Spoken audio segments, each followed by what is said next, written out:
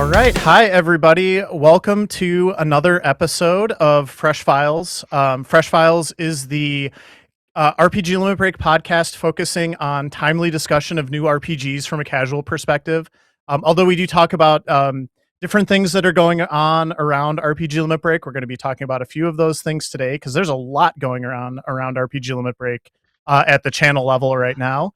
But we'll talk about speedruns, we'll touch on speedruns, but mainly we just want to get a bunch of gamers here, RPG fans, to talk about new games that have come out recently that we're excited to talk about. Or I think in the case of how today's episode is going to go, this is going to be definitely much more about talking about a new entry in a beloved franchise that I think we have a great group of folks here assembled to talk about with y'all. But that is the Fresh Files podcast overview. It's still a little bit new here on the channel, but this is our third episode, and I'm really happy with how things are going with this so far. It's been great to bring something like this to the RPG Limit Break channel. So to introduce myself, I'm Moonblazewolf, but you can call me Blaze. Joining us today, we have our emergency backup commentator. I host the Sid. Welcome, Sid. Thanks for coming in on short notice. Sid was not supposed to be on the episode this morning. Was going to be doing some tech learning, I think, in the background, and was pulled into active service. So we appreciate you. And then we also have Tiny Tim 78 and High Spirits, who will also be joining us for our discussion today. We'll go around and let them introduce themselves in a moment. Really quick before that, I just want to remind everybody, you're watching right now on either Twitch or YouTube, but our podcast is also available in recorded audio version on both Apple Podcasts and Spotify. To find us and subscribe, just search for RPGLB on those platforms. Find the Random Encounters or Fresh Files show, I believe is how it is listed, depending on the platform. And just make sure you give us a follow. I'm a podcast person. I drive a lot. I spend a lot of time in my car, so I always like to see when the new episodes drop for my favorite podcasts and give those a listen as I'm driving around. You can do the same with our podcast. So far, we've been doing an episode. We're kind of just easing into things. We're feeling out the format, different things like that. It's been every 2 months to this point, but we are hoping next year in 2026 to start bringing you this podcast on a monthly basis. So likely there will be more episodes in your feed in the future. So just make sure that you have your whatever you use to find your podcasts, have that follow set up so that you can get those episodes in your feed if you can't always wake up and join us live or catch the video recordings on Twitch or YouTube. So we greatly appreciate that, and looking forward to much more Fresh Files next year in 2026. So but yeah, that's a little bit of housekeeping from me. We had a few more things we want to talk about, but before that, I want to go around and let everybody introduce themselves. Sid, hello, how are you doing today? Hey, good. Yeah, it's I'll take any opportunity to yap. It's kind of my favorite, especially about video games. Rarely get to do it, honestly. At the events, you get to do it all the time. But yeah, I'm Sid. I usually handle the gameplay focused stuff. Not such a good yapper in this context without something specific shiny to stare at, but I'm sure we'll make do today. Absolutely. Tiny Tim? Hello there, folks. My name is Tiny Tim 78. First of all, massive thank you to Blaze for having me on the podcast today. I am really, really looking forward to this. As I hope most people know, I am a massive, massive RPG fan. I really, really enjoy talking to RPGs, talking about RPGs. And yes, it's going to be fantastic. We've got some really good topics to discuss today. So thank you. Mm-hmm. Yeah. And, we can't have a episode about a Dragon Quest game without bringing in High Spirits. I'm so glad that you were available to join us this morning. How are you doing today? Good morning. I'm good. I've played a couple RPGs, probably messed around with a few in my life. And yeah, I know a little bit something about Dragon Quest, so I'm glad to be here, talk about the series that I've probably spent way too much time on my stream playing, speedrunning, and just doing random challenge runs and goofy things with. and maybe talking a little bit more about RPGs while we're at it here tonight. Absolutely, yeah. I'm so used to seeing you with like a slime hat or something on, High Spirits. I thought about that. You're so I subdued could this go grab morning. something. Oh, no, you're good. Don't. We know. Just rolls away into the background to get the hat. I mean, it's like right behind me. You can see the box behind my arm right there. It's just sitting right there. I mean, I'll let you do you. But while we're getting going on that, I mentioned we have some big things happening on the RPG Limit Break channel and community right now.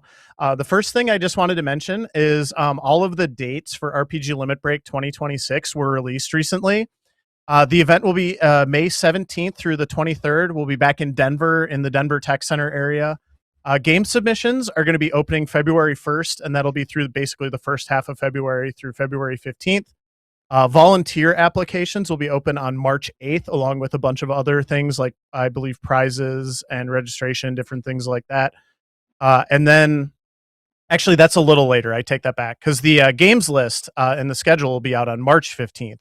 That's the day that some of these other things open, like registration, prizes, different things like that. So a lot of stuff happening. If you are an RPG speedrunner like I am and you want to get a game into the event like I do every year, February 1st, make sure that you have that date circled on your calendar so that you are planning ahead and ready to go. It's always great to know like submission time windows, well in advance. So you can start organizing your life and getting your submissions together and thinking about what you want to maybe learn at the last minute and things like that. So also just want to give a quick shout out for volunteering. We love volunteers. If you have come to an RPG Limit Break before just as an attendee, consider volunteering this time around if you can. It really helps out the event. If you've never volunteered for a speedrun marathon before, let me just tell you, it is one of the coolest things. So it's a great way to get involved and feel like you're part of the event. And, I'm sure much more will be said about that in the lead up to the event. But just coming from me personally, I want to appeal to everybody out there. If you feel like helping out with the event and being a part of it in any way, there's a lot of ways that you can help out. So don't be afraid to drop in a volunteer application. If you're going to be, watching the event anyway, you might as well be a part of it in a more active way too. So, and then in other marathon related news, RPG Limit Break's annual online marathon, Questing for Glory, the 8th edition, will be back, and that is starting on January 25th. Submissions for games are still open, but they are only open for about another 11 to 12 hours. So, that's enough time to bang out like one or two more submission videos if you need to. So yeah, if you can't travel to a main RPG Limit Break event, or if you just want to submit your RPG speedrun to another fantastic event that's going to be on the RPG Limit Break channel, make sure you get those submissions in today. High Spirits, we've got you here. You organized Questing for Glory. What would you like to tell everybody about that event? What I would like to tell everyone is, hey, Moonblaze. Yeah. Where are your submissions? Okay. I wasn't expecting to be called out on that, but I'm in a really awkward. Okay. I'm in a really awkward place right now with my speedrunning That's good. life. Well, no, I have to explain this because it's actually really funny. So I submitted 2 games to AGDQ. Both games got in, and I am not running either of them. So I am in very much a place where I need to find some new games. So I'm working on it, but I don't think I'm going to have anything ready in 12 hours. I'm just going to be totally honest with you there, High Spirit. Okay, that's all good. Questing for Glory, if you've been to this channel plenty of times before, you know what it is. If you haven't, it's an RPG speedrunning marathon that I created back in 2017. It does say Questing for Glory 8 because that's our 8th annual, but we've also had 3 spin-off events, I guess you can call them, with Hope and Healing 1 and 2, and then Side Quest, which was a mini marathon. And submissions do close tonight at midnight Eastern. We are on pace right now. We have more hours of submissions this year than we do last year without even the final day rush. A few less to choose from, but if you're looking to submit an RPG speedrun, you can check. There's the submission form in chat for you. We're open to any RPG really. We have we're a free for all event. So when it comes to like selections, we're more rounded with being able to just take anything with that regardless of how long it takes or what the game is. We love taking a random long speed run that no one ever expected to get in. We love taking obscure games. Exactly, Moonblaze. And we like to just try to make sure everyone and every game gets their shot at some point.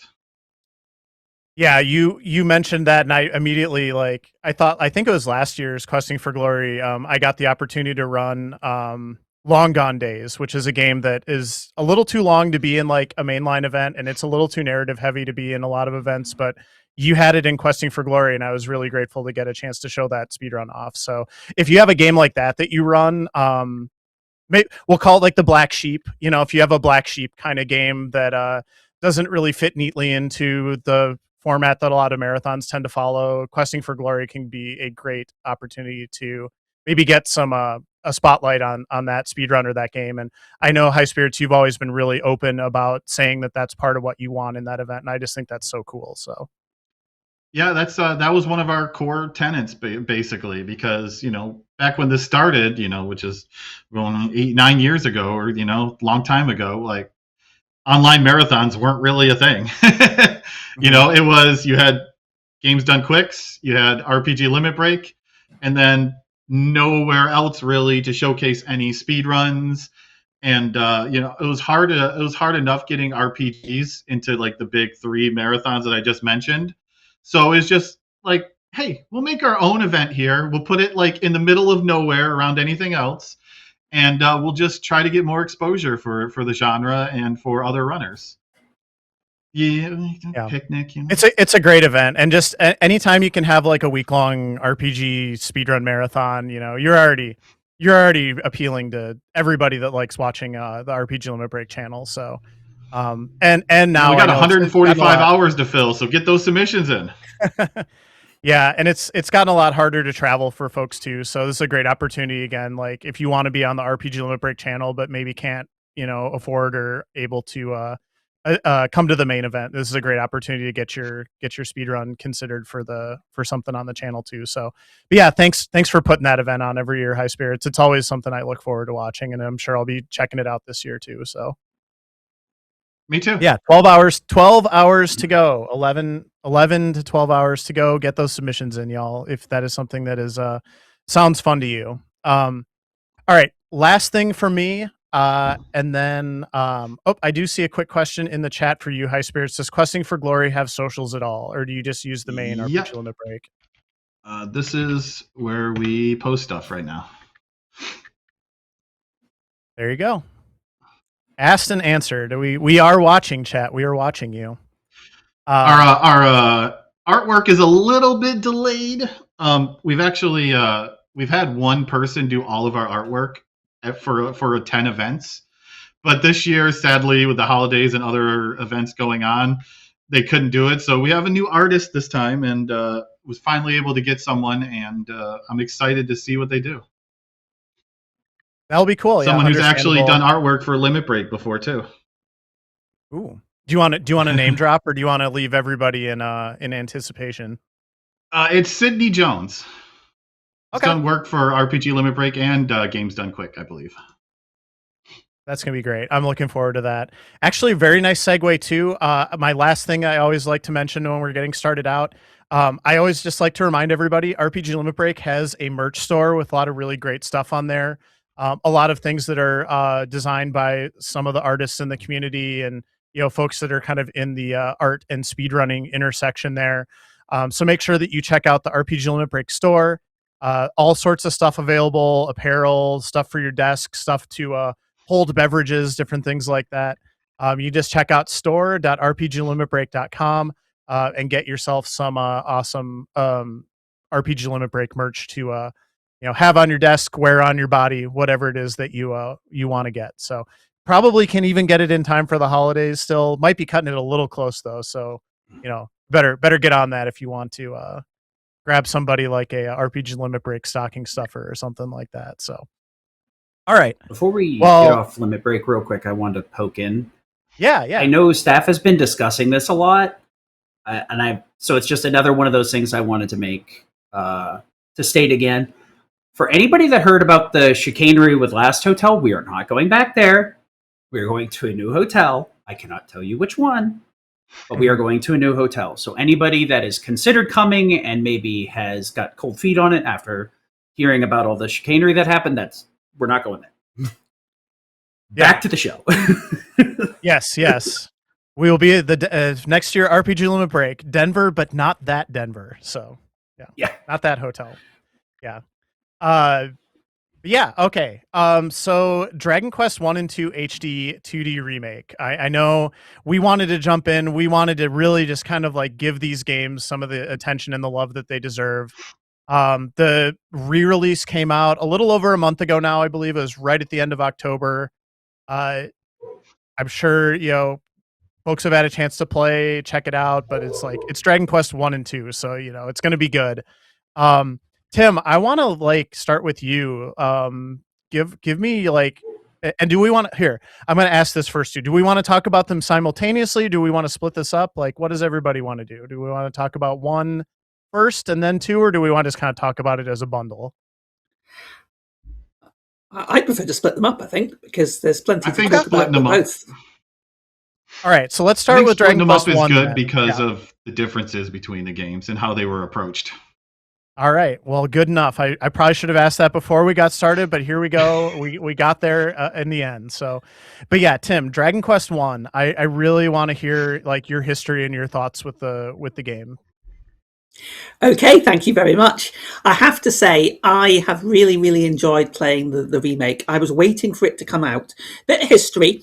I'm a massive RPG fan, and I have played a lot of RPGs in the past. But when I was growing up, when I was on my original systems, there wasn't a lot of RPGs on the sorts of 8-bit computers that I used to play, and 60-bit computers even. There wasn't a lot of RPGs. I was more of a computer person than a console person. So I've never really played a huge amount of the classic RPGs. I knew a lot about them, and I've seen a lot of speedruns of them, for example. So Dragon Quest, Final Fantasy, was pretty familiar with the games themselves, but I'd never played them.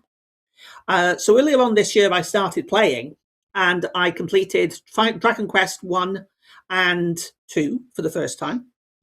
I actually played the SNES editions of those. And I also played the first 3 Final Fantasies through the Pixel Remaster recently. But then the remake came out for Dragon Quest. And I was going to play Dragon Quest 3 remake first, because I know that chronologically that actually comes first. But I thought, no, I'll wait and I'll play 1 and 2. And I was blown away. I was just absolutely very, very much engaged, loved the games. I consider myself a gamer, but I don't have a lot of time. I don't have a lot of time to sit and actually play games. I really, really struggle to play long RPGs. I mean, RPGs are my favorite genre, yet I barely play them because I don't feel I can commit 100 hours, 120 hours to a game. Whereas Dragon Quest 1 especially really, really got me because it's short and sweet comparatively. It's really, really, really interesting. Actually, I'm really interested to see what others think about because obviously High Spirits will have, and Sid maybe as well, will have more of an idea about how they went about sort of upgrading it and changing it in various ways. Obviously, I'm aware of the way in which it's been changed. I still think we should have had the option to not be able to save the princess, but I really enjoyed playing the original games first, and I only played them recently. I literally only played them a few months ago for the first time, so it was actually really good timing for when this came out. So yeah, so my history with the games is I've basically very new to the series, but I've absolutely adored them. I've really, really, really enjoyed playing the early Dragon Quest games. I have not played any of the later games, so I have no preconceptions of what a Dragon Quest game was, and I actually really, really did get into it just before I played the remakes. So the first 2 games I played the SNES versions, and I loved them. I really, really enjoyed them. Yes, they were a little bit on the tough side, but I enjoyed them. I mean, obviously, that's probably something that will come up is the difficulty of these games. But I really did enjoy playing them, and the remakes were just it was very, very interesting to have only recently got into playing the series and then immediately seeing the remake and immediately seeing these changes and whatever. So That's a really interesting perspective. I imagine not a lot of people got that experience of, the original first time and then the remake kind of like right in short succession. So that's a really neat perspective that you're bringing then, for sure. Sid, before we get to High Spirits, like, what is your history with the early Dragon Quest games and Dragon Quest 1 in particular? One I just remember bouncing off of as a kid because I was, one of those Final Fantasy 4 characters. I played the first one and then I'm like, I only get one dude, but I'm getting beat up. I need multiple people to survive. But the early stuff, unfortunately, I don't have a super huge interaction with. I'm waiting to have those as like a Christmas present to myself since I've got so much stuff to do. But I have been looking a little bit into it and watching some runners do runs of it. It seems like a really good remake of it that has changed it into a completely different game. And from what I've heard, that is the case. Yeah. So High Spirits, I know you definitely have like the most experience with the games and probably the series as a whole. So what were when you cracked open Dragon Quest 1 HD-2D remake, what did you feel like? How did that experience go for you? It felt a lot like Dragon Quest 3 HD remake, which is good because they're basically the same engine and everything fit together. But it was nice. If I had to say the one main improvement about the game is it has a story other than go rescue the princess and beat the Dragon Lord. Yeah.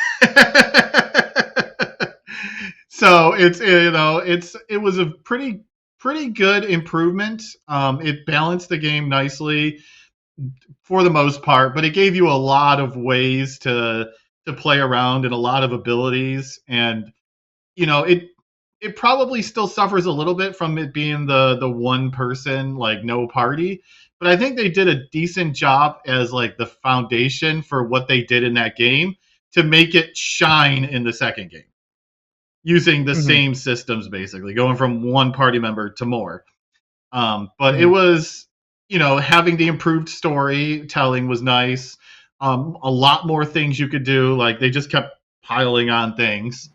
And it ended up being really cool, and it was satisfying beating the final boss. It was unless you came up with a really devious plan for him. It was satisfying knowing that, like, trying to solve the puzzle that was the final boss. Because he had specific things that he did. That it's like, okay, you're probably going to need a few tries to do it, but it was some nice puzzles with a lot of the bosses in the game, and I like that. Yeah. Trying to solve the puzzles with one person. Yeah, so a few different Tim, you brought this up, and I think High Spirits, you referenced it as well. They really kind of blew out the story a lot in the first one. I know, so my experience with that one so far has been my partner has been playing the Dragon Quest 1 remake and keeps, I'm just kind of checking in every day or two, like, hey, how's it going? Like, are you enjoying it? And he keeps bringing up all this stuff. I'm like, I don't remember that from the original version of the game. Like, they must have added a bunch of stuff in, and I'm glad to hear it's not necessarily like padding or things like that. So, I mean, yeah, it was nice. It was good to add to the story. But if we want to talk more story and padding, then we could talk the second game. Okay. But before we move on to that, can I just quickly interject? One of the things that High Spirits mentioned there was solving the puzzle of the bosses, and I was very, very pleased with myself when I played the remake because, and I'm trying not to spoil anything, but basically in the new remake you get extra abilities based on certain things that you can pick up, certain items that you can pick up, which I don't believe were present in the original game. No, high spirits is confirming. There was not much in the I original game. what I liked about that system is that each of these things you picked up give you a special ability, and one of them allows you to use the defend ability to get magic points back. And that is basically how I beat the final boss. Okay. Because I was struggling otherwise, and I was able to use that, basically combo that ability in with other things. And there was also these special activation abilities that you can use, which applies to both games as well. And that's new, I believe, as well. That wasn't in the original. And again, it's these extra flourishes, these extra touches that really, I mean, I enjoyed the first game when I played it on the original. I loved it. I thought it was great. But again, I'm an old fogey. I'm a bit of a traditionalist. So I didn't have a problem with that style of game. Yeah, I absolutely adored the new one as well. I really, really enjoyed it. And the extra spin polish, I mean, the graphics are just, yes, yeah, brilliant. Yeah, I think, yeah, just to kind of build on that comment too, one thing I noticed, and I played a lot more of the Dragon Quest III remake, which is also just beautiful, but that engine in particular just feels really, really well suited for the Dragon Quest games. It's really playful. It's very colorful. It really captures a lot of that in the way that it presents things. And I saw again, I mentioned my partner's been playing the Green Dragon fight. The way that was presented in the HD-2D remake just looked so cool. The way that they kind of blew the dragon up, like for scale, they couldn't really do a lot of stuff with scale and things like that on the original NES, and that's one of the few games that really tried. Like, you would have these certain encounters, and like, oh, that thing's a lot bigger than the slimes or like the little monsters I'm used to fighting. But they really did a good job with like the presentation of a lot of the monsters in particular. And I think, Dragon Quest monsters, like, that has always been one of the most charming aspects of the series is, the monster art and like the designs and things like that. So the HD-2D really works well with those kinds of things as well, I think. So just to again chip in, the Akira Toriyama designs are just amazing. That I love that that's one of the things that really attracted me to the games. Having played the early ones, was even on the original, that artwork is iconic. It's so well done, and the remasters have been very, very faithful to it. And it just gives it that little spit and polish, that little bit of modernity, which makes it just amazing. It's timeless. It's really, really, really good. I mean, that's one of the hallmarks of Dragon Quest series, is it pretty much sticks to the original. The same designs. You're always going to see a lot of the same character designs in every game from Toriyama. It's going to use a lot of the music from the other games. Like, it's going to have the same formula, but it's just going to spin things up a little bit here and there without deviating way too far. Yeah, and just like go ahead, Sid. Yeah, I mean, the art design is such in like the Dragon Quest games in general. You see a dragon from Dragon Quest versus another game, and you're like, Dragon Quest. The character designs, the enemies, it is nice kind of having a very visually distinct and diverse kind of amount of art in that game. That's the one thing I can always yap about, because watching it, especially watching it grow through the ages to where it is now, where it was like, I mean, I guess that's the hero he drew. And nowadays you're like, yeah, that's Akira Toriyama. That's Dragon Quest, 100%. It's nice to see the growth over the years. Yeah, and just kind of to add on to that too, like, I don't think I appreciated this when I played the games originally, but just the like, there's a certain latent humor in that even like, you couldn't have a lot of dialogue. You could do some puns, you could do some cute art, but that's always been like the Dragon Quest formula ever since then. And they were able to do so much more to kind of bring that out of the original game, like some of that charm that, when you're playing a NES, game, you just don't have a lot of tools to work with to really bring that forward. And I think they used what they could at the time, but when you remake a game like this, you really get to do whatever you want and bring a lot more of that kind of like charm and things like that into the experience as well. So Yeah, it doesn't help too that like the early Dragon Quest games were made in the mid '80s. There was a very lot of limitations to what they could do on a Famicom and a Nintendo. yeah. Yeah, it's really weird to like look at like how much memory they had available to them and it's like, wait, you fit this onto that? Like that's, my computer has a million times that now. Or like you see a game that, this new game is 80 gigabytes and it's like they had 10 megabytes maybe or something like that. Oh, It's just they had 512 kilobytes on I think it was yeah, the yeah, biggest it's just Nintendo cart. yeah. I mean, Half a meg. unbelievable I to mean, think about yeah, like how they had to handle all that limitation. So it's funny when you look at the old memory and you're like, it's X kilos, and people are like, what is that? What's a kilo? kilobyte? Yeah. You have to be like, all right, divide to n 1, 2, 3, 4, 5, 6, 7 places. Like, Mhm. this pi, you're calculating pi to show them how much smaller it actually is than what we have nowadays. Yeah. One of the things that I like about the remakes is that they take the original games did so much with so little. And as we were saying, the memory limitations, etc. And I really am very enamored of, as I said before we started, that I'm a big fan of game history. I'm a big fan of influential titles, and Dragon Quest itself, original Dragon Quest, is such an influential title in the RPG sphere. But what I like about the remake is, to me, it has that same. Again, you mentioned it, the sort of feel of whimsy. They've taken the spirit of it, no pun intended, and improved it and developed it and just used a modern touch to it. But they've kept the original core of what made the game good, and they've basically Mhm. given it a high def sort of coat of paint, and they haven't really changed. I mean, they have added quite a bit, obviously, but for me, the games played pretty much the same, and I got as much enjoyment. In fact, I got more enjoyment out of the new one, but that's mainly because of the sort of modern quality of life additions. But I still enjoyed both titles. Mhm. Yeah, and I mean, okay, so talking go ahead.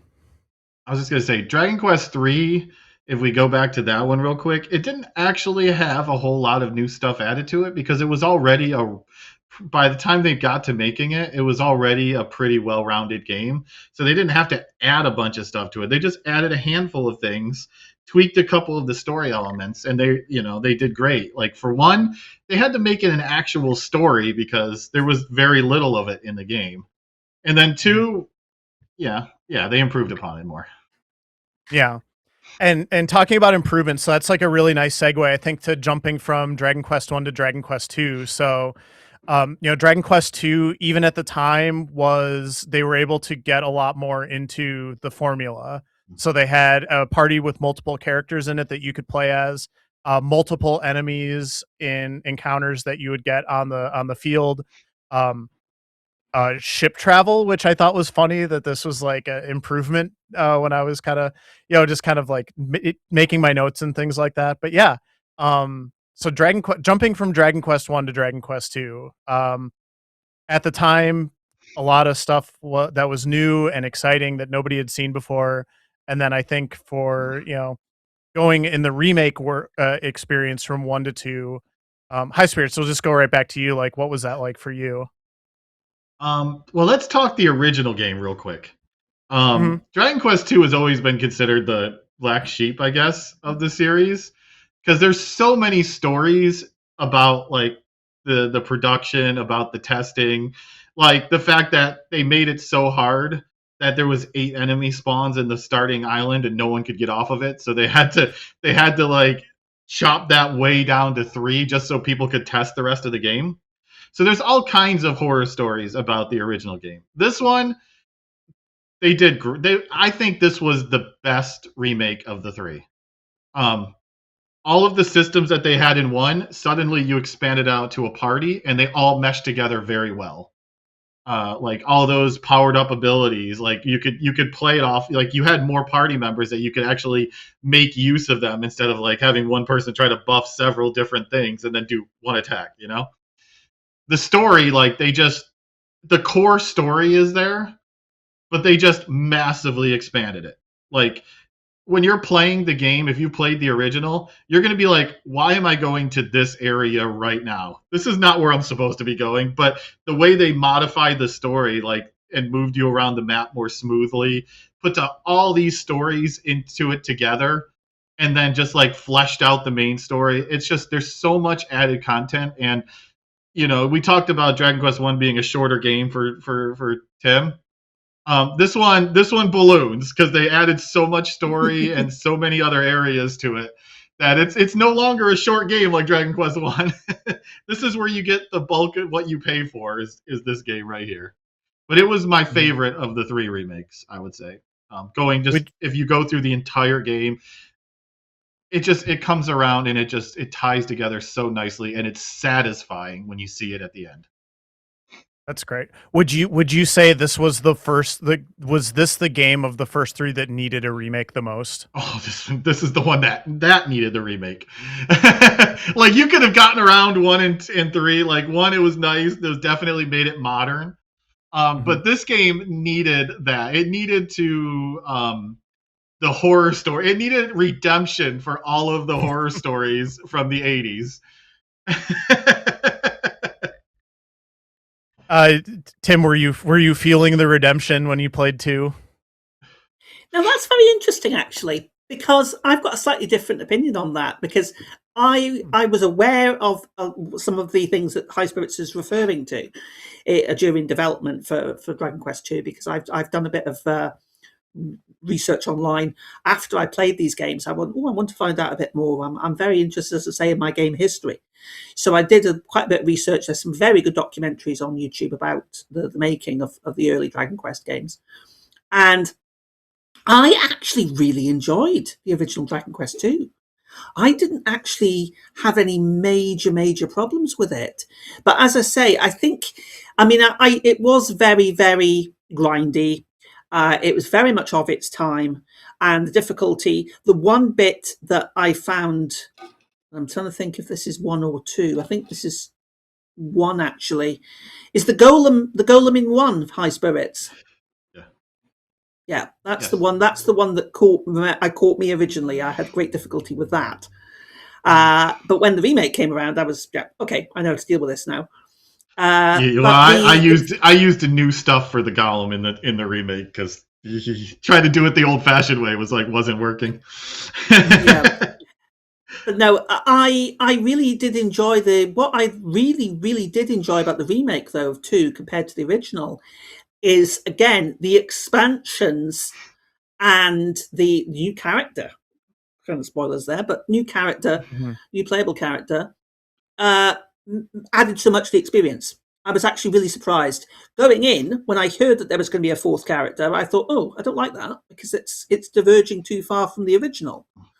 But actually, I think it works. It really does. It really works. I love how moments in the original, like the princess dog thing, which was one of my highlights. The puppy princess, the princess pupper, yep. And the one of the characters falling ill and having to go and find the cure, etc. That was all done amazingly well in the remake. It really took those moments which stood out for me in the original as sort of key story moments and did them justice. It was excellent. Yeah, for people who haven't played yet, maybe we'll go back to High Spirits for a second. So they did add the extra character. Can you kind of just talk a little bit about who that character is? It's not really a spoiler. I don't think we can talk through that. Just like, who's the new character? Like what did that bring to the experience for you?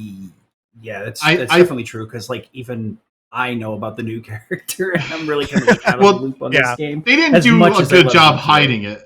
Because the promotional video clearly showed a 4th character when they were announcing the game, let alone like getting months away from it coming out. Square The trailers. new character. Spoilers. Go ahead. Sorry. But the new character is the Prince of Canic's sister, which in the original game really wanted to go with you, but doesn't. So, but this one, they gave her a lot of good attitude and the brotherly love, and she's probably the best voice actor and the best, in my opinion, the best voice acted character and the best story out of all of the characters. She added so much to it, so much emotion, especially, and really made you care about the Prince of Canic instead of joking about him being in a coffin most of the time. Like there's the running gag when you use him in the original game. But the character is really, really well done, and if you're kind of skittish about it, it takes away from the original game. No, it enhances it incredibly. Mm-hmm. I would like to pick up on something that High Spirits mentioned there, though, is the voice acting in the game. I was blown away by the quality of the voice acting in this game. It's really, really good. There's some moments, especially in the second game, there's some really, really good sort of quite heartfelt moments that are not incredibly over the top, but they're very, very well done. And I mean, there's good ones in the first one. The princess scenes in the first one are pretty good. But the second one, the voice acting is excellent. Excellent throughout. Yeah, the second game they made you. Yeah, the second game they made you care about the party and about their personal struggles. They made you care that the princess. This is not a spoiler because it happens like 2 minutes into the game. The princess's castle gets destroyed. Like they make it a point the entire game that this is an emotional point. That this is what's driving her the entire game, and it's the voice acting just makes you care about the characters. Mm-hmm. Yeah, I mean, that's with a lot of the remakes that have happened in the last year or two. I'm thinking back to our conversation that we had last episode about the Final Fantasy Tactics remake, and just, I think I didn't appreciate until I played that remake, and it sounds like the same thing happened with this one, how much that voice acting could bring out the emotional elements of the story, and just like the characterization of the characters, that it's like you thought you knew them, but really just kind of like putting the appropriate voice actor and tone and scripting to that character just like really elevates it to a whole other level. So I can definitely relate to that. And then you add on the fact that they don't have the writing limitations, that they can expand the story, like not just the adding new elements to the story, but just expanding the conversations that were already there. So you have more context and more to work with. It's just you throw that in there with with all the voice acting, and yeah, they nailed it. Mm-hmm. Well, I mean, I guess like to put the cart before the horse a bit, since we've been discussing all the changes and stuff. Would you say like the 1 and 2 edition, and I guess we might as well extend it to the 3 update as well, remake, remaster, whatever you'd like to refer to it as? Would you suggest those as like the definitive versions to play? I would say if you want a if you want to like feel like experience the entire story, do the HD-2D. If you want to see what they originally was like, go back and try them out. Because I'm pretty sure, like, going through the Road to Rhone in 2 is going to make you cry. Yeah, Tim knows that. Oh, yes. But I think getting into the series, like, the remakes are probably the best way to get there. Good to hear. Mm-hmm. That's the mark of like a well-executed remake, where it's like, yeah, this is probably the entryway for most everybody. Well, what I really, really do again appreciated was the fact that because you mentioned it earlier on, because I played them recently, very recently, in the last couple of months, and then I was able to move into the remakes, and it was really good when I was playing through the game, and I was like, oh, I remember that moment, oh, I remember this place, I remember this. And Mhm. it was just fantastic. It was really, really, really good. And I agree with High Spirits. I mean, I again, I'm a bit of a traditionalist. I always like playing original versions. I try and play original versions where I can. I didn't play the original NES for Dragon Quest because I felt the SNES was a little bit more accessible, and the in terms of the grinding. And again, as I've said, time is a thing. So I was like, no, I'd rather play those. But the remakes are just super. They're definitely a good way to access the game, a fantastic way to access the history of Dragon Quest and to introduce new people to it. Yeah. And I think one thing I really appreciated about, and I can envision some of this about the 1 remake, and I definitely felt it in the 3 remake. I haven't been able to touch the 2 remake yet, but I will get there. But there was a story there the whole time in the originals. Like, a lot of these story elements were there, but to kind of tie it back to something we talked about earlier, they were just fighting against major limitations in terms of storytelling and like the system. Okay, we're good. I think I froze on my end, but I think we're good. They were just fighting against all of this system limitation. Okay. Having a VMix, few please. blips there. I think VMix decided we've had too much fun for one stream, unfortunately. To pick up on that theme, though, Sid, the character limits in the games, the memory limits, that was one of the major problems for games of that era. Not just obviously Dragon Quest, but Final Fantasies as well. And for something most people here probably will know this, but of course, original Dragon Quest does predate original Final Fantasy. Not by a huge amount, but it does. And Dragon Quest, I always saw Dragon Quest as the lesser of the two. Now, I know that's a bad thing to say, but it's not true. But I always, when compared with the two, I was always thought, well, Final Fantasy is the big one. Final Fantasy Dragon Quest was just the... But then, having done my playthroughs of the first few games now, the first 2 games, and I've played the first 2 remakes, and I'm probably going to play the 3rd remake soon as well, once I've finished the 2nd one, because I'm right at the end of the 2nd one now. And I really am looking forward to seeing how the series evolves. But no, going back to memory. Welcome back, Blaze and High Spirits. Yeah, hi. Sorry I was about going that. to say, yeah, no problem. We were just talking about memory limitations. I was just saying that how a lot of the design of those games was built around the memory limitations, and things like the script. Yeah. You just couldn't have massive dialogue. You couldn't have in-depth storyline because there just wasn't the space for it. Yeah, the give and take. Yeah, it sounds like you kind of took the memory. conversation where I was thinking about taking it, which is just like they wanted to tell this story. They just literally couldn't tell this story until they had a way to overcome, these kinds of system limitations. So the remake format really gives them an opportunity to tell the story in the way that they wanted to tell it. So yeah, instead of just being like as minimal as you could possibly get it. And in the case of Dragon Warrior 1, locking the entire story behind key doors. Literally locking away the story. They mastered DLC before it was even a thing. The amount of keys you had to go and buy just to see the story in the original game. Yep, you want that story, you're going to have to pay for it. Oh my gosh. One other topic I just wanted to throw out there for both Tim and High Spirits, and Tim, feel free to go first. I don't know if we talked about these specifically, but was there a favorite new story beat for you between 1 and 2? Like, what was your favorite story update that they put in? Yeah, difficult to say, really. I mean, I did like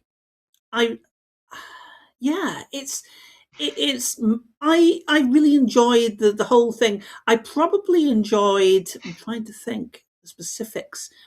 I think I really did enjoy the way they tied the two together. I mean, the as in the storyline. I mean, it was always the case that the protagonists of 2 were descendants of 1's protagonist. Mm-hmm. That was always the case, I believe. High Spirits maybe correct me if I'm wrong, but that was always the case. But I felt that flowed really, really well. Like, having played the first remake and moving into the second remake, there was a lot of references back to the first one, especially with the likes of the fairies, etc. There was a lot of sort of tying in of the two games. And I really, really liked that. I thought that was fantastic. And apparently, I've not played the third one, but apparently there are ties to the third one as well, supposedly. So, and again, I think they've been designed with that in mind to make sure it's more of a sort of unified whole, which is fantastic. Well, didn't they also do something? Again, I haven't finished playing them yet, but if you finish the one remake, don't they let you like directly tie your one game into your starting two? Is that correct, or did I misread something there? It's just a couple of extra items, I think it was, or something. Because Okay. they take I think place it's decades extra apart. items. They take place decades apart, so Mhm. it's not really one influencing the other. But yeah, they did a good job of making you know that, hey, this game comes before this game, you know.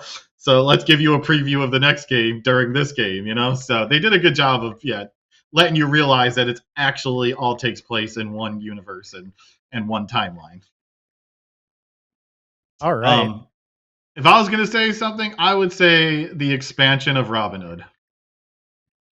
Yes. Kandar / Robin Hood. He's pretty much in every Dragon Quest game these days.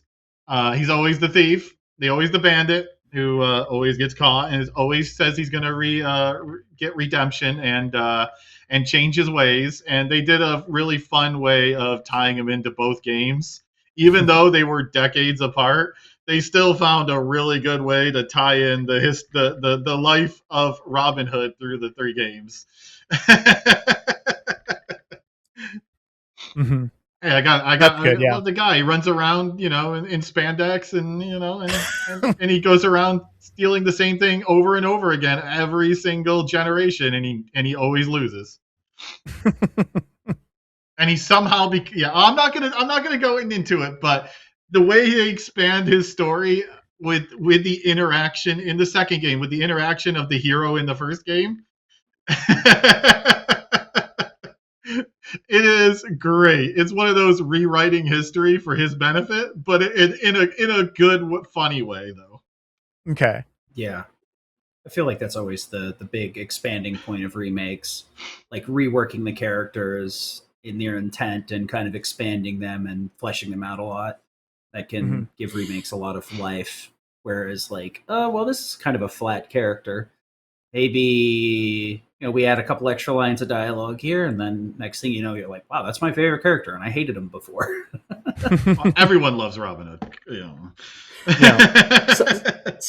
Something else I liked that comes to mind is the sort of the bar. Is it the Bard side quest in one? High Spirits? The future generation thing. Yeah. Yes.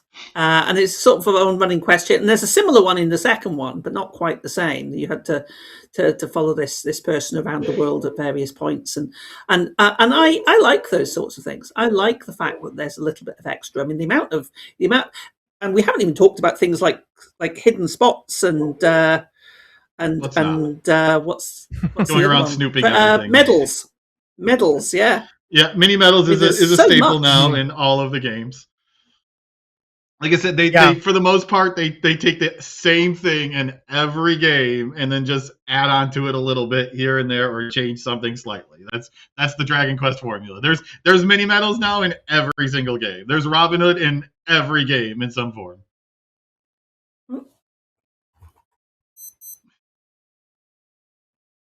Ooh. Yeah, I was about to say, all right, I can put the show on my back. Let's go.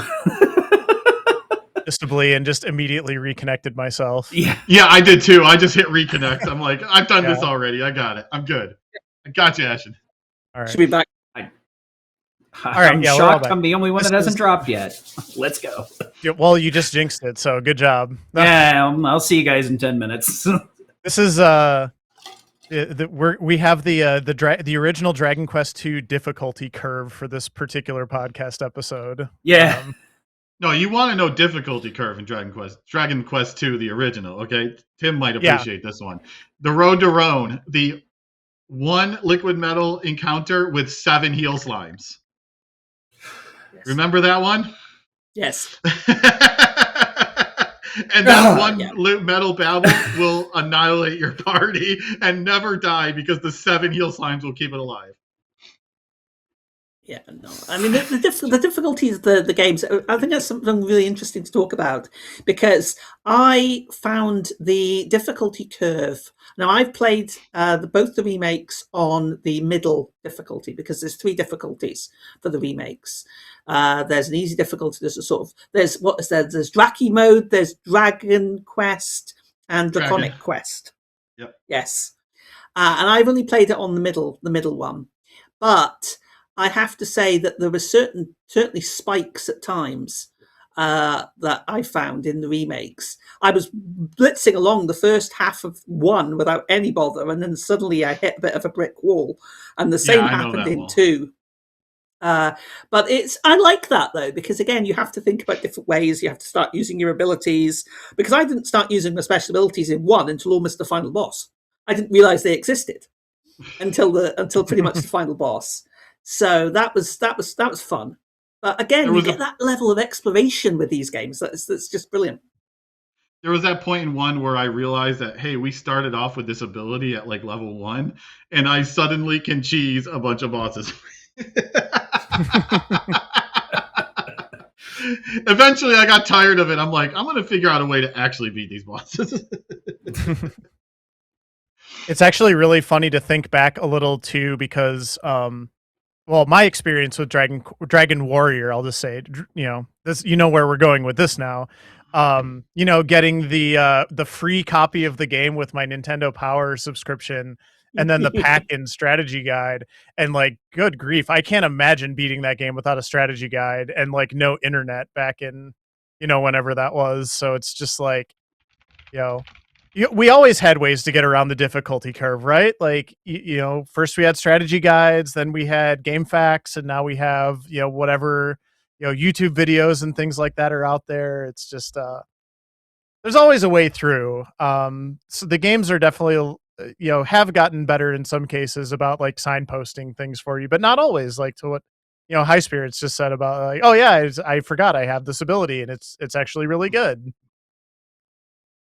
I mean, with the remakes, they give you so many added abilities that it could feel overwhelming. Yes. But it definitely feels like there's a lot of abilities that you'll never touch. And then you figure out that there's a lot that you eventually get that are really good for at least one situation. Yeah. I'm very glad that I actually completed 100% before playing 2. Because of the increased party, there's so many more combinations, as was mentioned earlier on. There's so many more total tactics and things you can do, and I thought playing 1 first and completing it was fantastic, because when we got into 2, I was already familiar with a lot of the basic abilities and all the stuff. And as your party grows, and they do add characters, it's not the case of you start the game and you get all 4 characters. They come in sequentially throughout the game, throughout the first sort of half of the game. And I like that as well. I love the way it sort of gradually builds. I think it's very clever. Yeah, I made a mention to it. Is like they gave you all this stuff in 1 that you used very little of it, but it's more like they gave you the tutorial in 1 on how to use these abilities, and then they gave you the extra party members and said, have fun being creative with those things. You learned what they are, now put them to use with several party members, combining things together.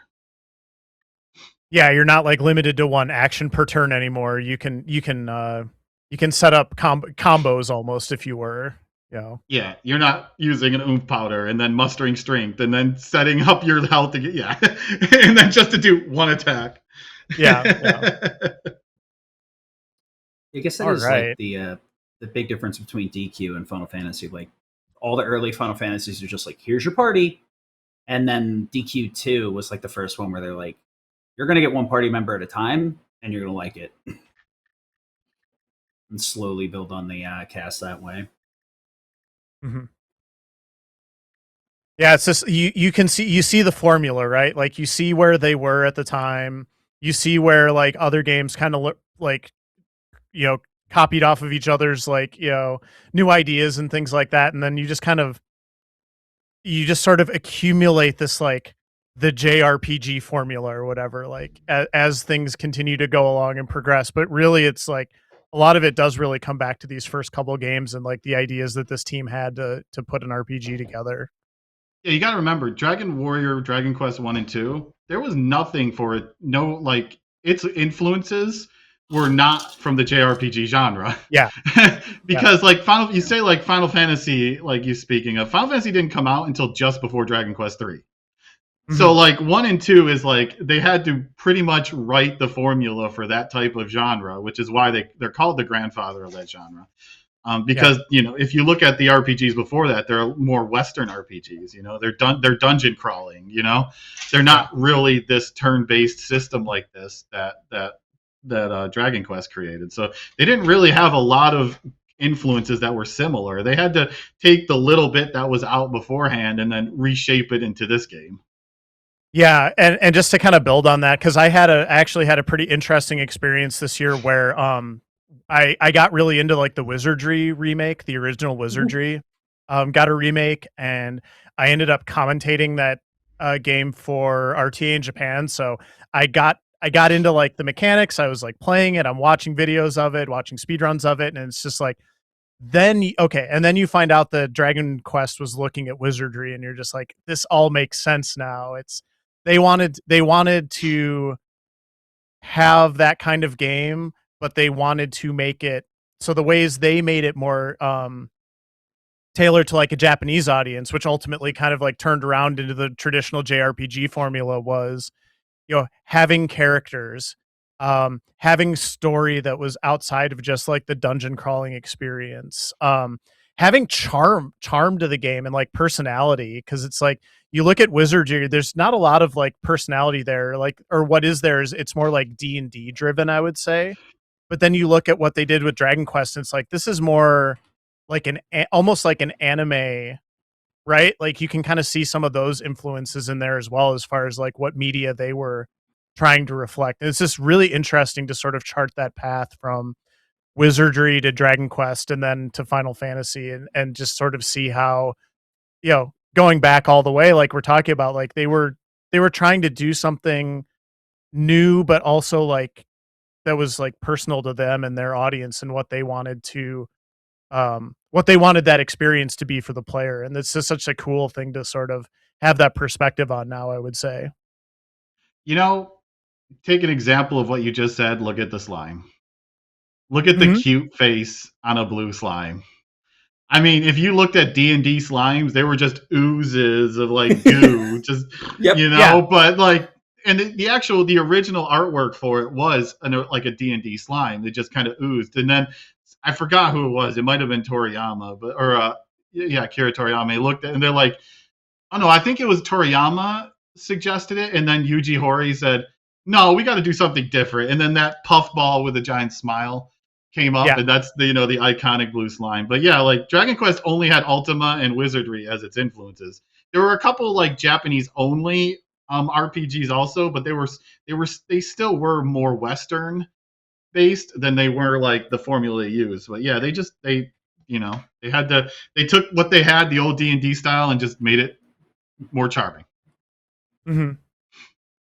And that third person view also, I think, was really kind of like maybe don't get enough credit for that as well, because a lot of those old dungeon crawlers were just like first person, and maybe that's where the Ultima influence comes in, right? Because Ultima was kind of doing that top down third person view until you got in the dungeons, but they kind of made that the default, which is something we see in basically every game now. We don't have a lot of first person JRPGs, so yeah, Ultima and Wizardry were like, they had their two different styles for sure.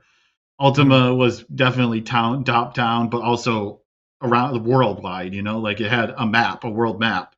It had play towns to visit. Like Wizardry was pretty much just wireframed dungeon crawler. Yeah. So very, very interesting just to kind of see and revisit, in 2025, to be able to revisit like a reimagining of some of these old games and just really get a sense for, the history there and what they were trying to do in a grander way. So anything else anybody wants to share to kind of like capstone the discussion, wrap this up? Tim? Nothing really, apart from the fact that I am so glad that I've had the opportunity to go back and experience the original versions of these games. And then, as mentioned, the remakes came out. It was very good timing. I mean, it wasn't planned. I just started playing the remakes, the originals earlier on in the year. And it's just perfect timing. And I've really, really enjoyed it. And it's made me now even more convinced to go and play sort of more in the series. In fact, I'm now waiting for more remakes, but we will see. Won't have to wait it's long, also- apparently. So Yeah, we'll get into that one, Tim. Okay. yeah. And also, I will also point out that it's also got me really, really into the sort of 2D HD style. I was somebody that played about an hour of Octopath Traveler and stopped playing it because I thought it was going to take me too long to finish it, and I was going to lose thousands of hours on it. And I know that would be the case, but now I want to do it because the Dragon Quest 1 and 2 have made me love the style, fall in love with it, and I would love to go back and play other games in that style. Dragon Quest 3, obviously, and Octopath. Mm-hmm. Yeah, we got a new Octopath. I'm sure we'll mention in a little bit as well. So they're really churning out those HD-2D games at the moment, which is, for those of us who like that style. I mean, we're eating good right now. So, Sid, how about you? Anything you wanna mention just to kind of wrap up on Dragon Quest 1 and 2? I guess we'll talk about it quick at the end of the episode, but I guess the other thing for me is like I've got a little bit with Dragon Quest going on, and staff was like, "Can we showcase 1 and 2?" And I'm like, "Surely we can figure that out." So we do have a show coming for this. We'll actually just be showcasing 1 and 3 because everybody wanted to actually have fun with both of the games instead of just Gold Rush for world record. So that's mainly it for me. I know, right? I'm out here fighting for the audience, but I also want to give preference to runners to make sure that they can enjoy the games properly. It's the same reason that they close the leaderboards when these games come out, so people don't go, "Ooh, world record." It's like, no, please enjoy this, please. Yeah, that's a trend in speedrunning recently that I think is a really good move. But yeah, it's a little bit of a sidebar conversation, but definitely good to hear that the Dragon Quest speedruns will be coming to the RPG Limit Break channel soon, at least a few of them. So yeah. High Spirits, last word for you, as it seems fitting. It's funny you said that first, Sid, because the Dragon Quest RTA Discord, trust me, on day 1, they had strategies already. Yeah. Of course. I am in there now, and I know what you're talking about. I think the reason why you didn't find anyone for 2 is because everyone was so focused on doing 1 first that they never even got around to trying to route 2 yet. Plus, since it was such a massive upgrading game, it needed a lot more time and a lot more work. Yeah. Simply, if I had to say something, play more Dragon Quest. And get on social media and beg Square Enix to bring Dragon Quest X over. These were good remakes. They were great, I definitely highly recommend playing all 3 games. I think 2 and 3 were really, really good. And 2 was alone is well worth it. And yeah. I would say if it's too much for you to get now, I'm sure they'll go on sale very soon. But I would recommend getting them.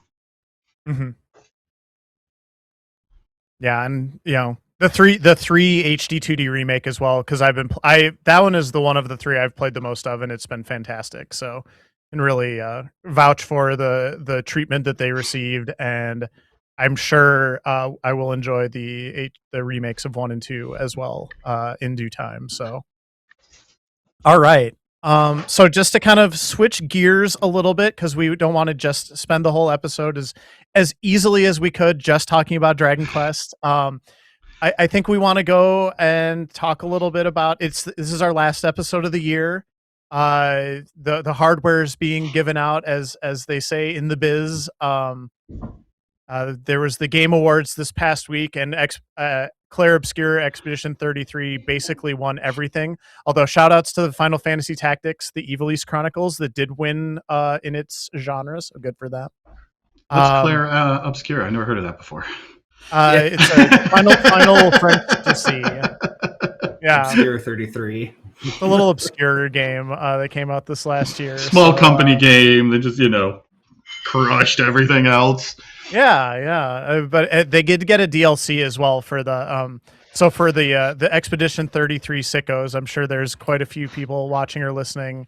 Did get a DLC as well that came out alongside that kind of all of the news and things that happened this week. So really solid game. No issue for me with that being the Game of the Year award winner that was handed out.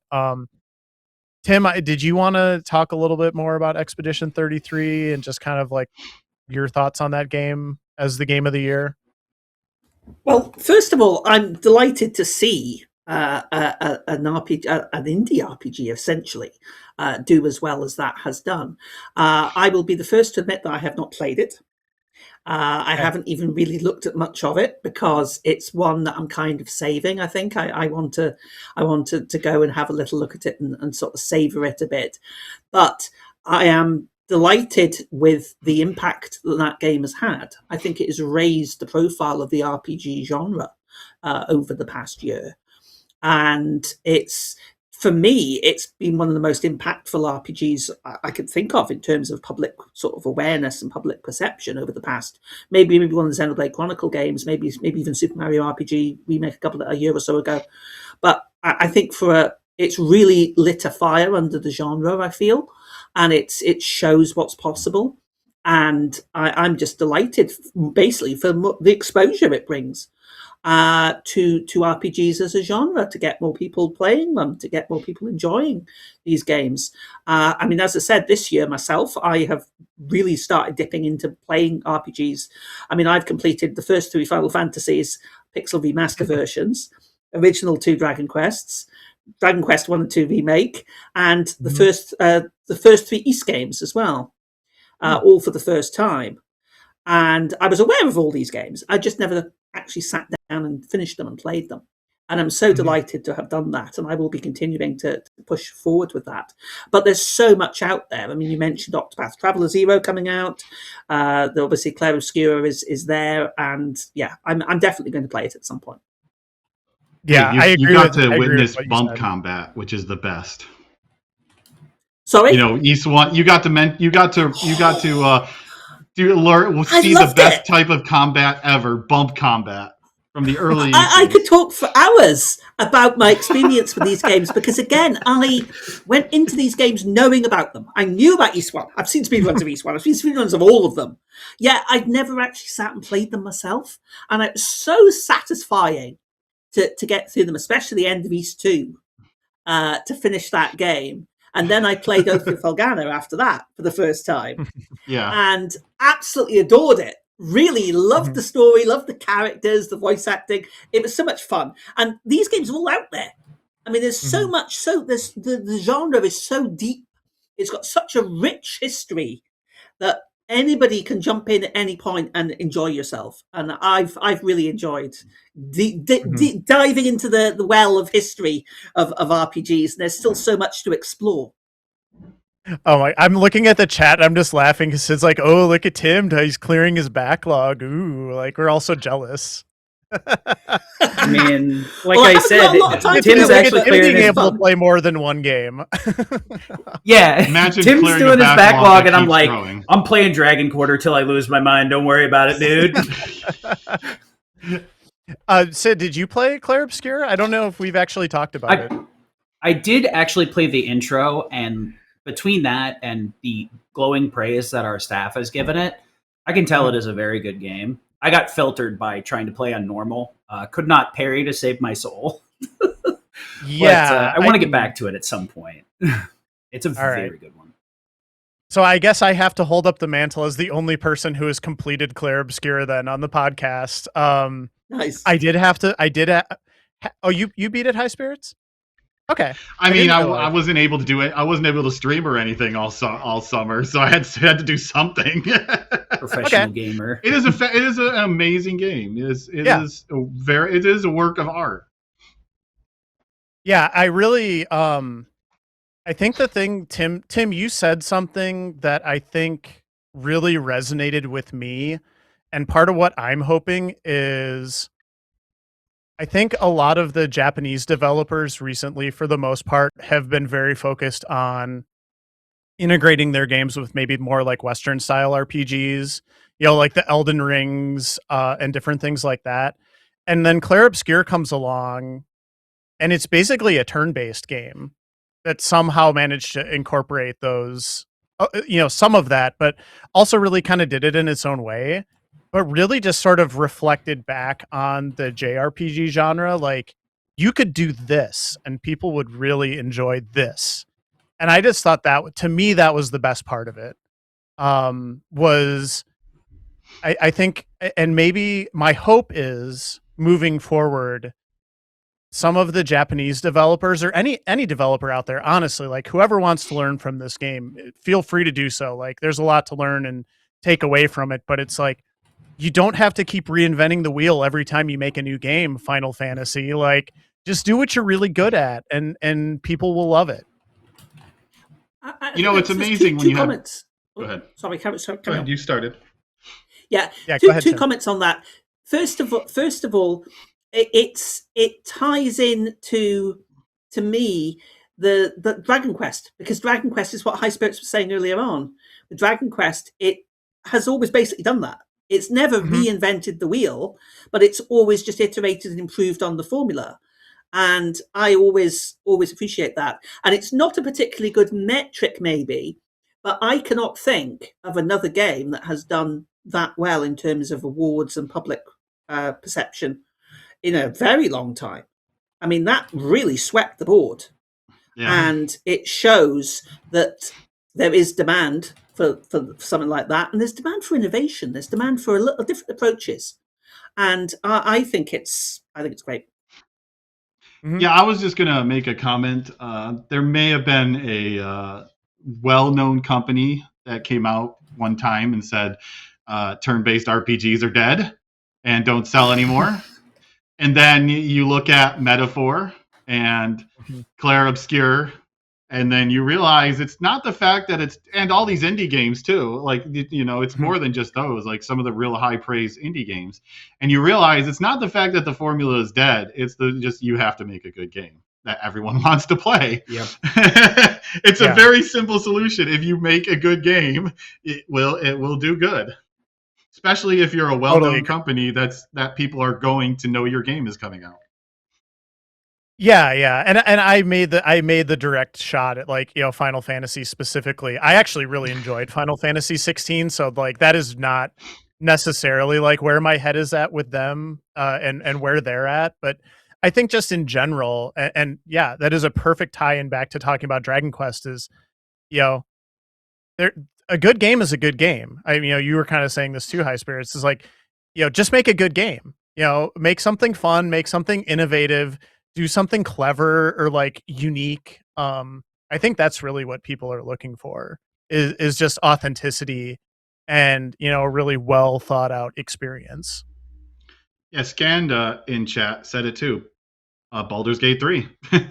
Classic turn-based CRPG, Yeah, I was thinking about Baldur's Gate 3 while we were talking about that as well. It's like, gosh, people just keep putting out good games that are very true to like what they're trying to do, and they seem to keep doing well. It's pretty interesting how that it's not the fact that formula any formula is dead. dead. So yeah, it's not the fact that anything is dead. It's just make a good game and be the one who revives it. If you want to say it's dead.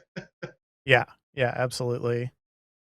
So yeah, I think it's going to be interesting to just kind of see where things go from here because of this game existing. I think that's probably where I'm at with it.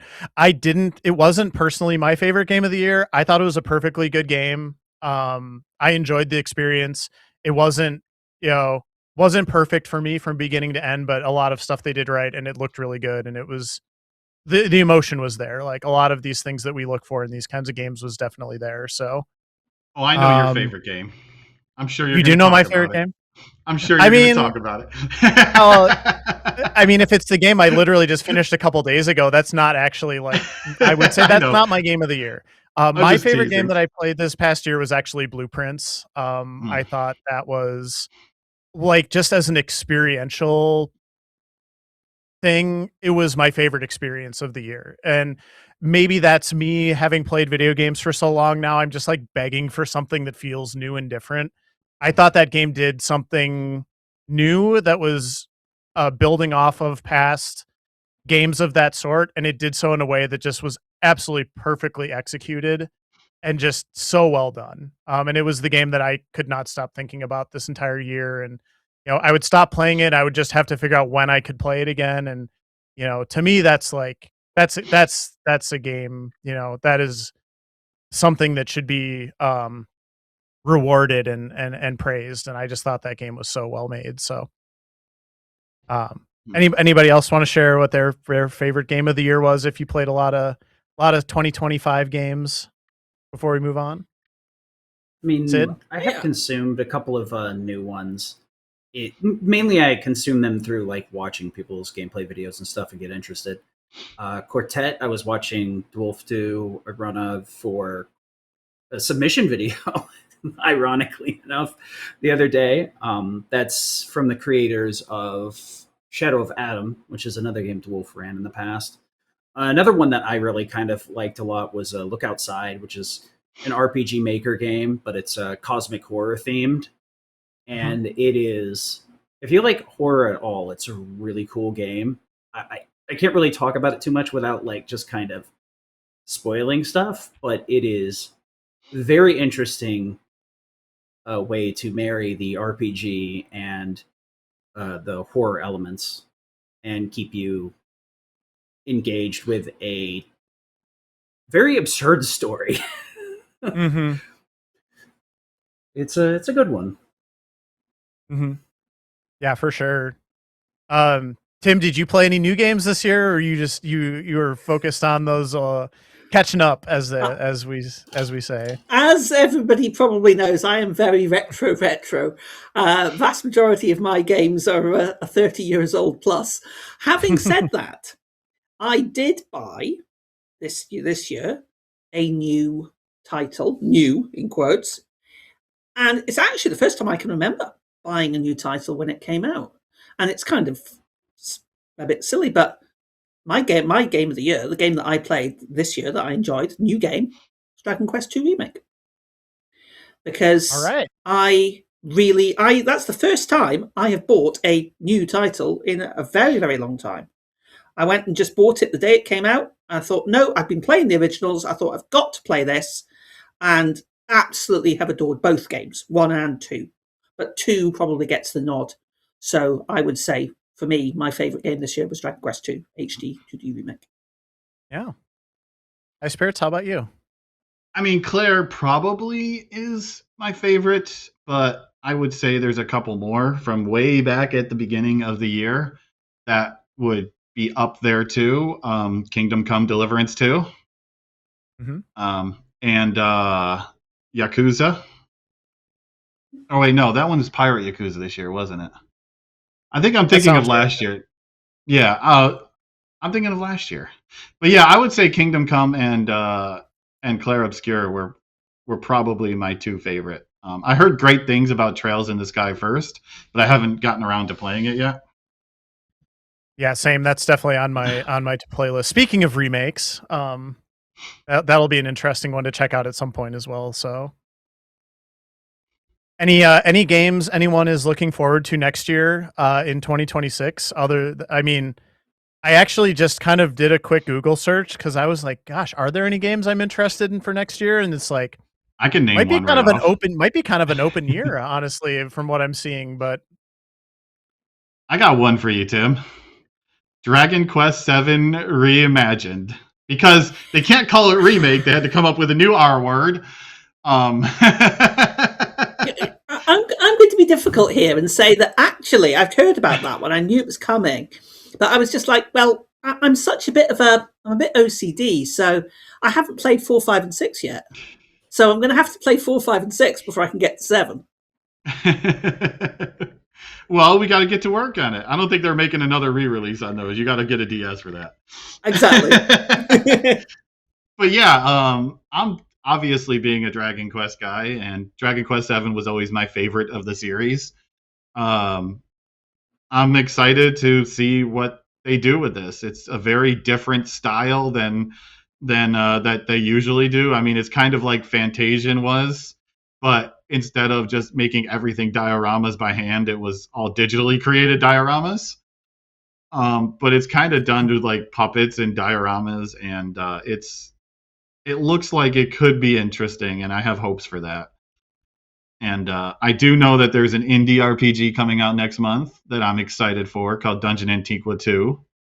Ooh. Very classic dungeon crawler, RPG-ish maker game. The first one came out, and it was a lot of fun for a very short, simple indie game, but it had a lot of fun to it for being a dungeon crawler type game. I enjoyed the first one of those as well, so I'll have to check in on that one. I didn't realize they were making a second one already. Oh yeah, next month it comes out. Okay, well, I'll put that on my wish list when we're done here. I have to laugh. Kasumi Blue in the chat said Dragon Quest VII Reloaded. Royal. Revive. Yeah, So many whatever R- RE. Yeah, so many words that we associate affix to remakes now. We'll just remake It's all it 3 times so reimagined. they can do the Final Fantasy VII thing. It'll be remake, then rebirth, Yeah. and whatever the last game is. Reunion, right? Is it Reunion? They already used it for Crisis Core, but Or Rebirth? Square, maybe Yeah. they'll just do it again. No, Rebirth was the second one. I'm losing. Okay. Yeah, That's It's not a coming out remake. next year, is it? Is it 2 years from now? Well, remake Or TBD? is coming out again on Switch too. That the game I was actually just looking through it. The one that popped up for me. Hold on, let me look it up again. Make sure Bloodstained actually is the one I'm interested in because I like a little bit of Metroidvania in my life. Nice. I'm a real person for just like, yep, here you go. My Explore. brain immediately jumped to, so this is not a joke. They're actually re-releasing Skyrim again on the Switch too, and I saw that. I was just like, oh my gosh. Yeah, I don't know. I'll have to see a little more detail after this, but if anybody watching or in the community listening in has a 2026 game that they want to see maybe considered for inclusion in one of our future podcast episodes, definitely let us know on the RPG Limit Break Discord, because we do like to highlight new games, and that will be a goal of the show always. And we've been very blessed this year. So our 3 episodes that we did this year, we were able to do Claire Obscure, Final Fantasy Tactics remake, and then Dragon Quest 1 and 2 remake. So, and like we had to we could have done an episode of Pokemon ZA. We could have done an episode on Dragon Quest 3. Honestly, like there were so many games that we could have easily done an episode on this year. So hopefully 2026 the calendar will fill up nicely, and we will have a bounty of great RPGs to talk about next year as well. So. All right. And then just to kind of wrap things up, I know we kind of were alluding to a few of these earlier on in the show, or maybe it was just the pre-show and my brain has gone to mush at this point. But what have we always like to go around, talk about what we've been playing most recently, or like a game that's kind of like on your mind right now, just to kind of maybe give some recommendations. Doesn't even have to be an RPG if you don't want it to be, although usually it is, unless you're Kios, then it's usually not. But Sid, what have you been playing recently that you want to shout out? I guess people that follow the channel on the Twitch side will know, but we had the Breath of Fire relay recently, and I actually learned Breath of Fire DQ, and that really confuses everybody when we just call it DQ because of this Breath of Fire Dairy right Queen. No, Breath of Fire Dairy yeah, Queen. see, we've got to either add a 5 or a Breath of Fire DQ instead of just calling it DQ. But Dragon Quarter is actually an extremely good game. I know a lot of people have written it off, and I really strongly suggest any way you can play it, give it a second shot. It is very good. I think it was way ahead of its time because it was a roguelike that was just kind of wasn't a thing at the time period. Also been messing around with trying to learn command missions and Breath of Fire 2. Those are a little bit more punishing. The Dragon Quarter, at least I have some agency, I feel, because there's some action elements to it. But that's mainly what I've been working on, is trying to keep these shows going and helping out the Breath of Fire community get the relay going again, because that was about as rusted and dead as it could be. It was nice to revive it. Yeah, that was really cool to see on the calendar again. So great work on that for sure. High Spirits, I'm going to save you for last because I think we want to talk about the same game. I Tim, what might have you change been it up playing? then. Oh well, you don't. You can have your own. I'll let you go last. But Tim, what have you been playing lately? To be perfectly honest, a lot of the games, as I said earlier, a lot of the games I play, I've been playing an awful lot of retro titles. I've actually been playing quite a few new retro titles for the ZX Spectrum on stream at the moment.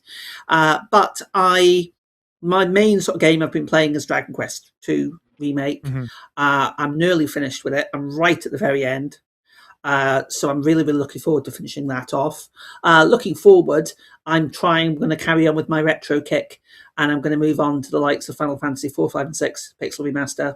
I'm going to move on to Ys 4, 5, well, 4, and 6, and Dragon Quest 3. Whether or not I'm going to play the original version first or the remake first, I haven't decided. I'm going to have to decide. I'll probably play both eventually, but it's down to time. And I started off streaming a lot of these games, and I've stopped streaming them now because obviously the time investment. I've not streamed any of the of my Dragon Quest 2, unfortunately, with HD-2D HD remake because, yeah, I mean I've got something like 60 hours in that at the moment, I think. So yeah, they're big time investments, but I really enjoy them, and I've had so much fun with my games this year, and it's been great. And fingers crossed, as you were saying, hopefully some new stuff coming out going forward.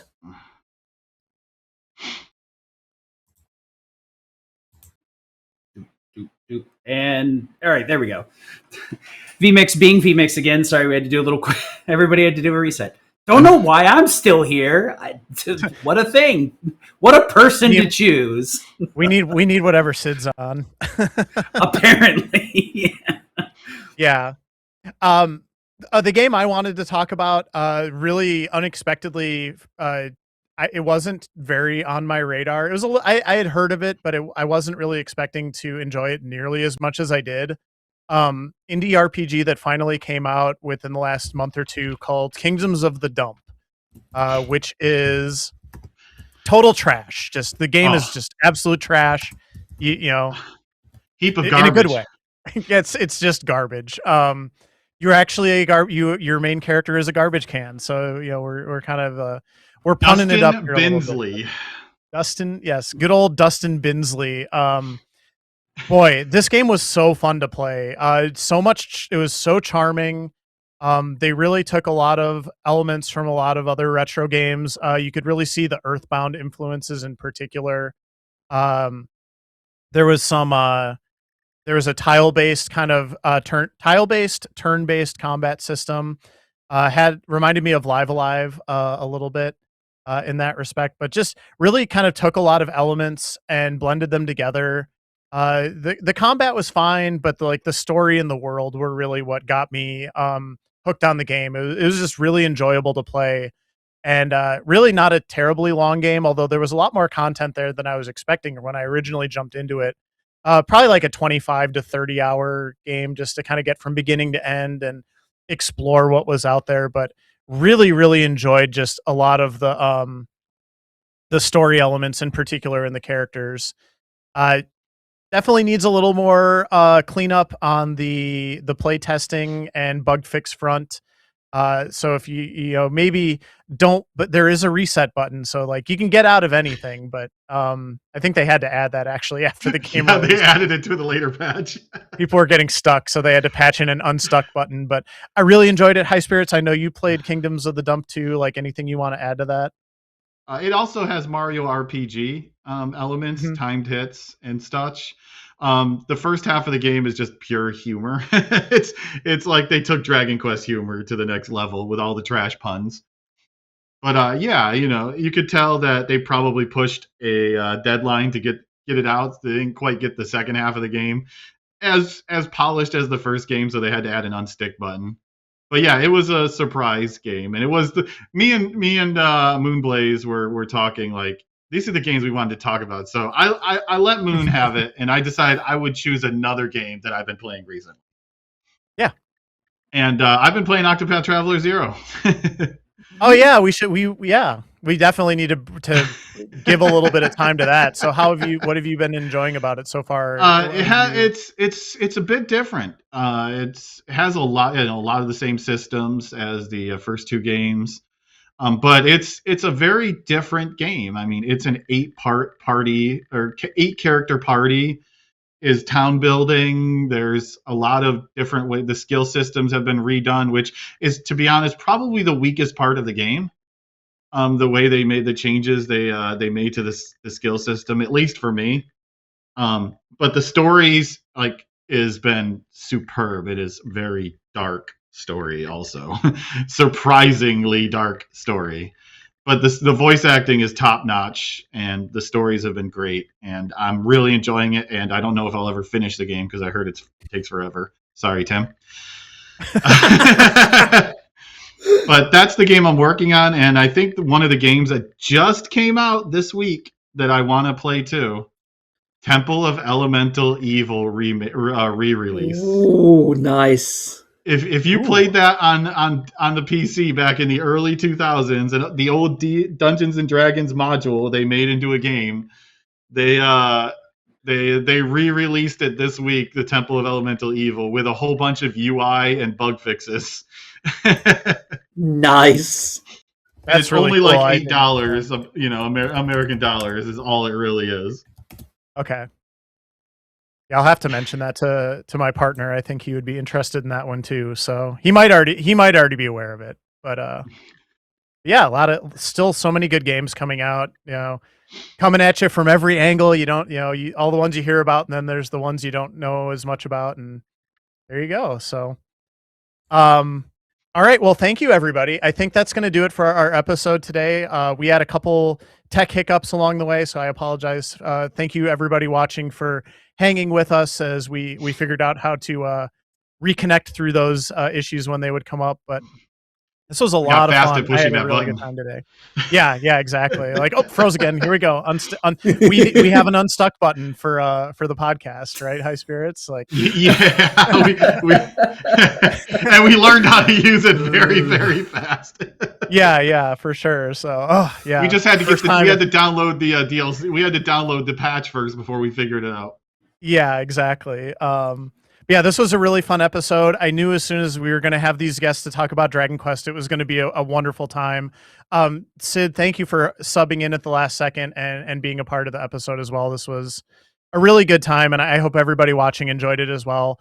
I just want to remind everybody, if you want to catch all of our episodes, you can follow us on Apple Podcasts and Spotify. The episodes also get uploaded to the RPG Limit Break YouTube channel. So there's lots of different ways that you can catch up and catch new episodes as well. Make sure that you check out a new random encounter show every weekend here at this time slot on the RPG Limit Break channel. Usually starts at noon Eastern every Sunday. There's a lot of really interesting and diverse content, whether it's speedruns, this podcast, different things like that you can check out every weekend here on the channel. So make sure that you do that as well. And I want to give one last very random but very special shout out. Ghoul02, who is the manager of our content team here at RPG Limit Break. And honestly, like, the podcast would not be to the place it is without Ghoul's help. Has been instrumental in getting it up and running, getting the Spotify, Apple Podcast setups going, and different things like that. But I want to shout out Ghoul for a very different reason, which is Ghoul participated in the Final Fantasy TCG World Championships this past week in Japan and took 4th place. So congratulations to Ghoul.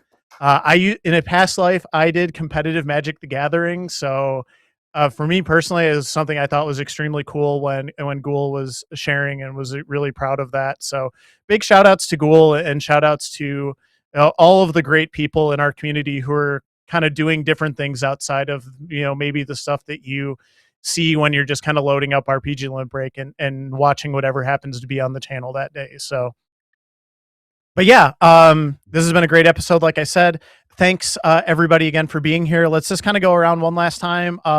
Everybody, let our viewers know where they can find you and what you're up to these days. Tim, start with you. Okay, thank you very much. You can find me on twitch.tv/tinytim78. I generally stream 2 or 3 nights a week UK time from about sort of 5 p.m. UK time for a couple of hours. I primarily stream retro content. Retro content. So the likes of the ZX Spectrum and the Commodore Amiga.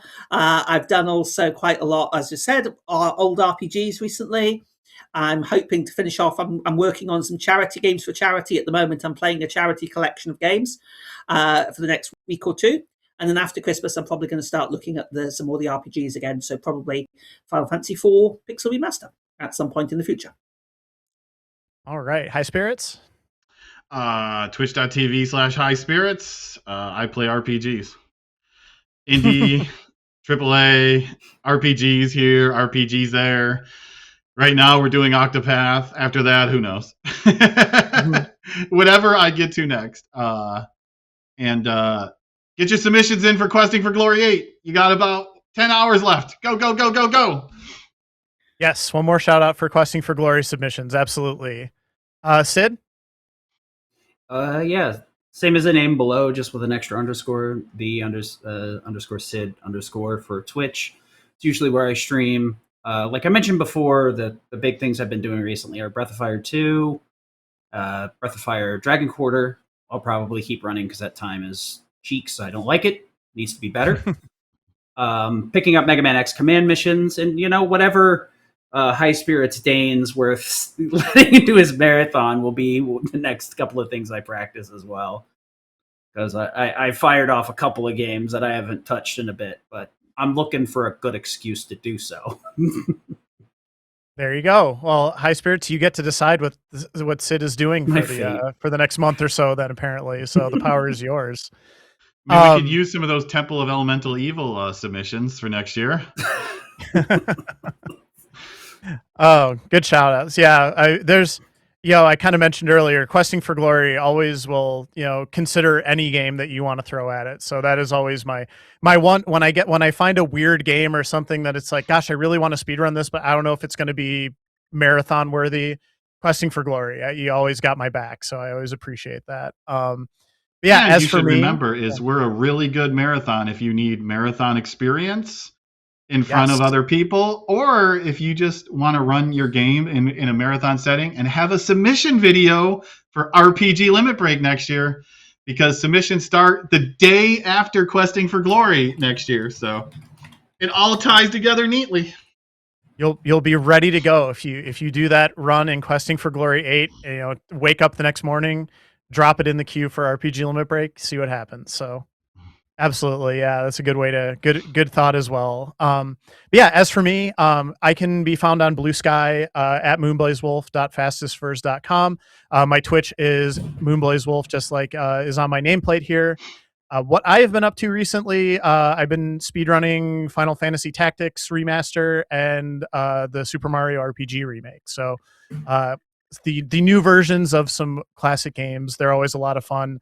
I got to figure out what else I want to do. I got a few ideas for the new year, but we'll see how that goes. I usually stream like twice a week, once during the week, once on the weekend. So, and yeah, Fresh Files as well is also something I've had a lot of fun getting into this past year. We'll be doing more Fresh Files episodes in 2026. If you've checked out any of our first couple episodes, I just want to say thank you. It's been something fun, like I said, something new that I wanted to bring to the RPG Limit Break channel, and I hope that people have enjoyed it and are looking for more in the new year as well. So again, if you have any feedback or ideas for new episodes, new games that are coming out that you think we should have on our radars, make sure that you share those on the RPG Limit Break Discord and kind of make us your hub for discussion about new games as well, not just speedruns, not just older games. Anything RPG that you want to talk about, we have a place that you can talk about it on the RPG Limit Break Discord and within the community. So But yeah, that'll wrap it up. That'll do it for me. Until then, everybody, have a great rest of your 2025. Thank you again to Tim, High Spirits, and Sid for being here today.